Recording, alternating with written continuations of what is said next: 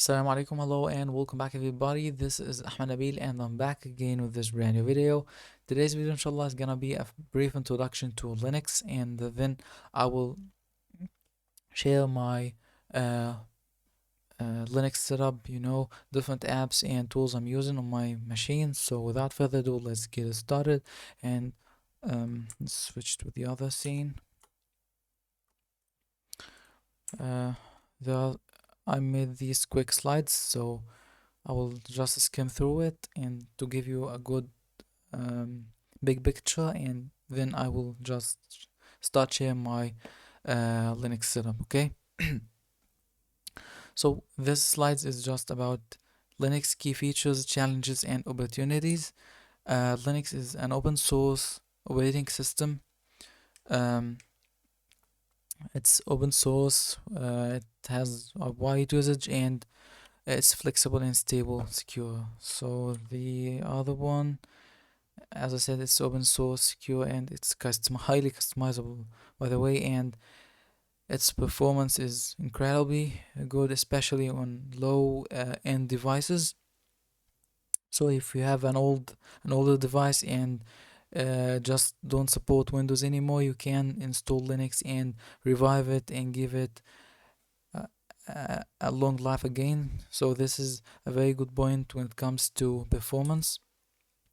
There are many Linux distros. These are one of the most common ones. I'm using Ubuntu um, as I like it. It's user friendly, and um, I'm new to Linux, so I really like it as it's simple and just gets the job done for me at least. CentOS OS, Debian, and Arch Linux for power users. It's hard to use at the beginning. It has, something like hard learning curve at the beginning, but it's fine once you get the hang of it.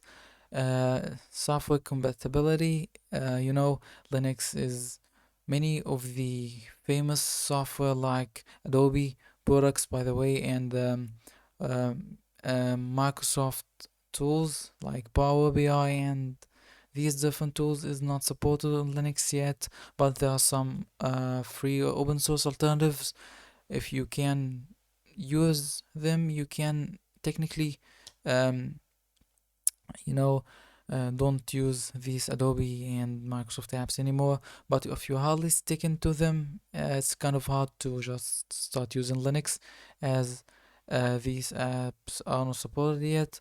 Hardware support, Linux has some problems with certain drivers, but now comparing it to 3 or 5 years ago, now it's much better and it's supporting much more hardware. Let's go to the next one. It's used in many different fields like cybersecurity and cloud and the IoT and embedded systems. I didn't mention the AI. Let's go to there are some recent developments, features of the Linux, future of Linux. Okay, so now let's jump to the um, setup part of this video and let's get started. On the uh, on the left here, I have the Brave browser. I'm using it as a main browser. I really like it. I feel like it's lightweight and uh, in general I like it. I like it blocks the ads by default and it's Chrome based, so any Chrome extension I can install it here easily. So it's very good for my needs. Okay, here I have the OBS. I'm using it for the recording of this video. Um, I have Obsidian. I'm using it as a time management, life management tool. I really like Obsidian. I've recently, transitioned to it, and I really like it's back here to this one. This Aeon webcam is the app I'm using to um, use. Let's change it to the other view to use this webcam, my phone's camera, as a webcam for this video. Okay, Let's go back to this one. Okay, we are fine. Now I will give you a quick look at the different apps I'm using. Um, let's start with the apps that is related to graphic design and creative stuff. I'm using Blender as a motion graphics and 3D tool. It's incredibly powerful. It has a lot of features, especially when it comes to um, the recent updates. Blender 4.3 is just insane with its new features. Okay, then we have GIMP.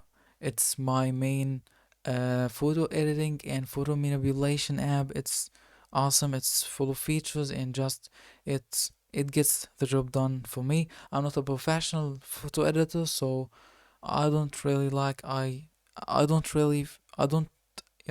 feel that I really want to use Photoshop.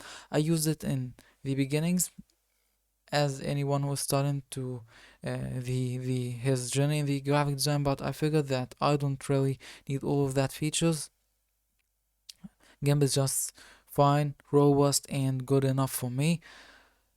We have here Inkscape. It's like an Illustrator alternative and stronger than GIMP when it comes to the comparison between it and Photoshop. Inkscape is head to head when it comes to Adobe Illustrator, so it's an incredibly capable an incredibly capable open source graphics and vectors app. So what we have next, I do use this Natron. It's an open source compositor. Um, these VFX and when glitch effects, it's not available here on Linux. As I said, Adobe products is not available on Linux like Adobe After Effects. So this blends with Blender as a 2D compositing and Blender as this 3D compositing tool. I use Olive. It's an incredibly awesome video editor. I discovered it a while ago, but it wasn't that powerful. But now it's stable enough for me. I edit my videos in it, and it's just insane. Let's give me a sec to just open it, and as you can see, it opens really fast. Um, it's free of these junk ads and unnecessary features. I can import in here any video I want. Like, let's say this one, and it just runs it gets the job done. It has also a lot of advanced features like this curve editor when you kind of make interpolations between keyframes. So that's it for the different tools I'm using for design and stuff. I was about to forget Audacity. I'm using it for sound editing, and this is almost it for all the apps I'm using for creative stuff. Now let's go to some other apps. For the coding, I use VS Code. I really like it. It's simple. It gets the job done, as I said it before.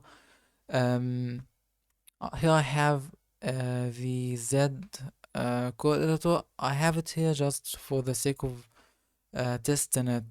They say it's incredibly fast and it's faster than VS Code somehow, but I'm still sticking with VS Code as it's full of features, extensions, and so on. Okay, this was about the code editor tools.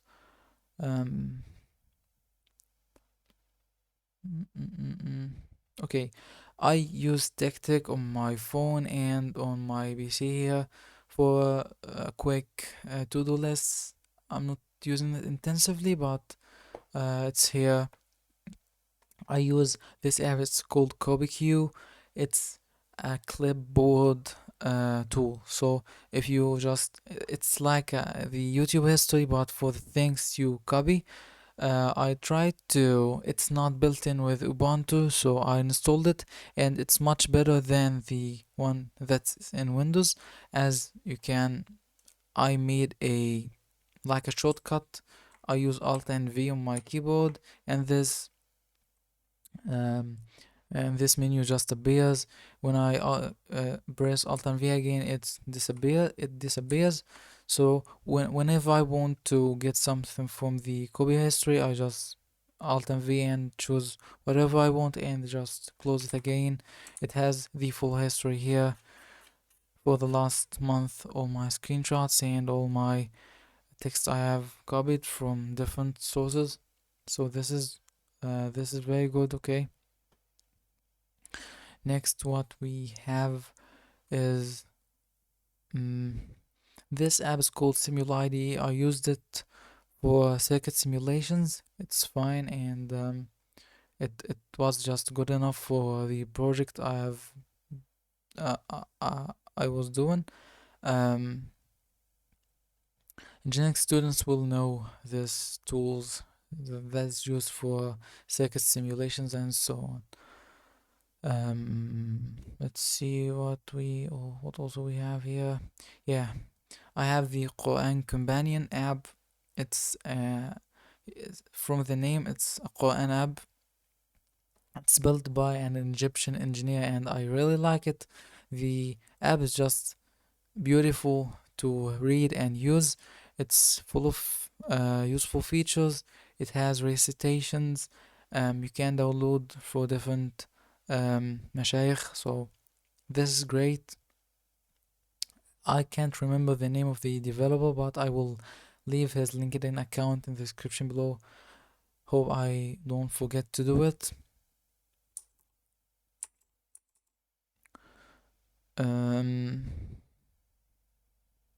We also have the C matrix. It's kind of cool. Just put it here, zoom in a little bit, and you have this cool pattern. I will close it. Yeah, this is almost all the tools I'm using. I use Exponent++ for taking notes. I also use Obsidian for doing the same thing too, as it has something like a built-in drawing tool inside of it. It's an add-on. I've started using it 2 days ago. It's really, I will say, it's really slow now, but I think this is because of the recording, but it's good and suitable for taking notes inside of Obsidian. Okay, let's go back to Excel, but Excel is just more flexible when it comes to PDFs, so I'm using both of those to take notes. This is my setup with Exponent++. I really like the dark mode very much, so this is almost the setup I'm using every time when I starting or creating a starting PDF.